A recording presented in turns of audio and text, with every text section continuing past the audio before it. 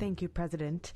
We began writing this report in the very first days when we were swept up in the first wave of this pandemic of the modern era.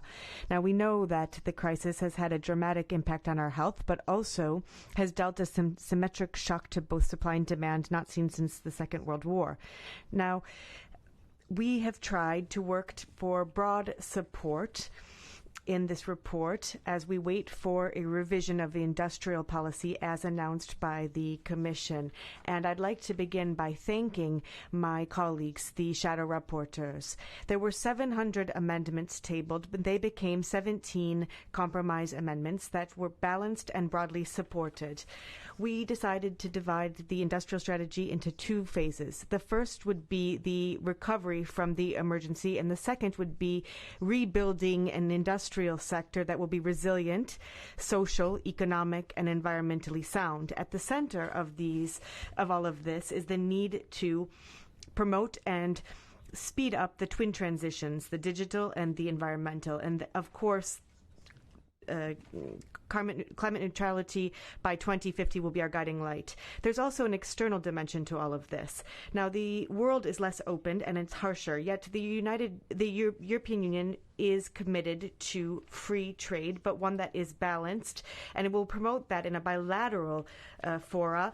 And this must be more assertive in having mechanisms that push for reciprocity in public procurement, for example, and monitoring strategic acquisitions in state-owned enterprises and state-run companies. The report focuses on a few fundamental points, and I will just mention a few. The first is that we place heightened attention on the social aspect to make sure that we avoid job losses, safeguard territorial cohesion in a spirit of no one left behind.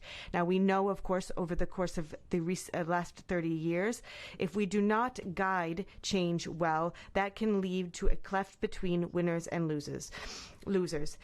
Women and young people have borne the brunt. Moreover, we are going to need a balanced review of competition and state aid rules to protect our strategic autonomy, our competitiveness in the world, as well as investment in digital and environment realms, while protecting the single market. Third, we will need ad hoc measures for SMEs to participate in a level playing field with big companies in the twin transitions. So these measures will require easy and prompt means, for example, tax credits to favor investment and training co-financed by EU funds. We also need proposals to make sure that NGEU jumpstarts investment and incentivizes capital increases.